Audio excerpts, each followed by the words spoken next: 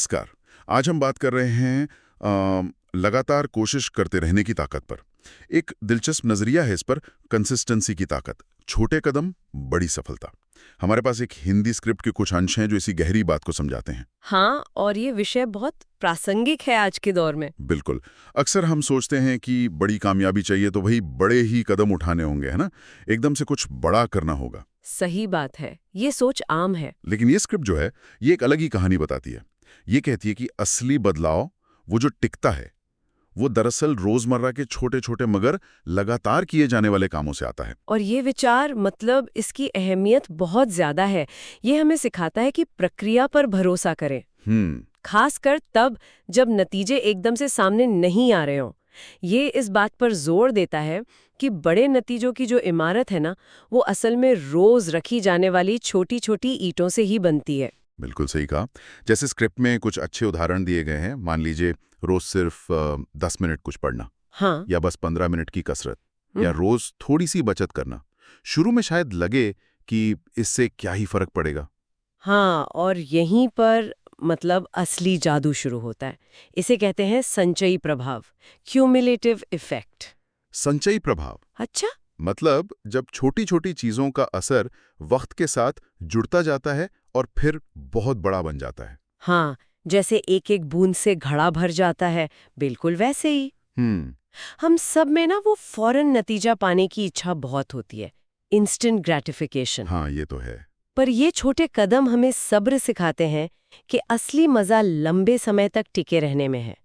ये इच्छा शक्ति को भी मजबूत करता है, धीरे धीरे। इसी से जुड़ा स्क्रिप्ट में एक बहुत मशहूर कहावत का जिक्र है जो इस बात को बड़े अच्छे से समझाती है। रोम wasn't built in a day, but they were laying bricks every hour। वाह, क्या बात है। मतलब रोम जैसा महान शहर एक दिन में तो नहीं बना, पर हाँ, उसे बनाने के लिए हर घंटे लगातार ईंटें रखी जा रही थी। बिल्कुल। ये दिखाता है कि निरंतरता, कंसिस्टेंसी, चाहे वो कितनी भी छोटी क्यों ना लगे, उसमें कितनी ताकत छिपी हुई है। और एक और उदाहरण दिया है जो मुझे बड़ा दिलचस्प लगा। सोचिए, अगर कोई रोज सिर्फ एक पेज लिखने का नियम बना ले, हम्म।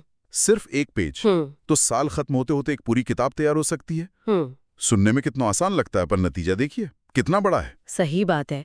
ये उदाहरण हमें सीधे तौर पर दिखाता है कि छोटे मगर लगातार किए जाने वाले प्रयास असल में कितने शक्तिशाली हो सकते हैं। ये सिर्फ कहने की बात नहीं है, ये हकीकत में बदलने वाली ताकत है।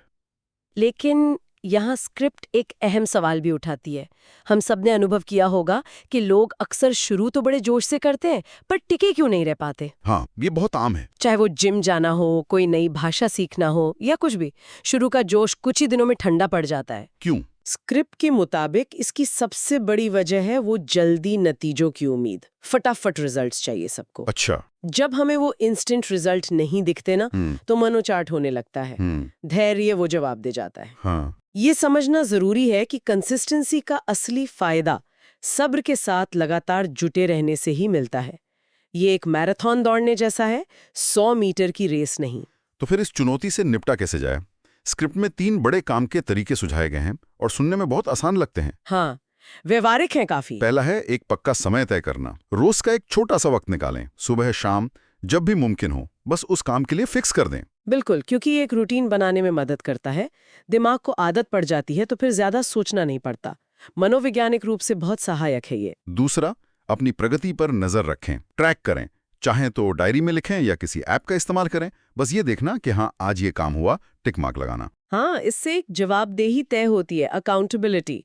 खुद को ट्रैक करना असल में मोटिवेशन बनाए रखने का एक बहुत अच्छा तरीका है।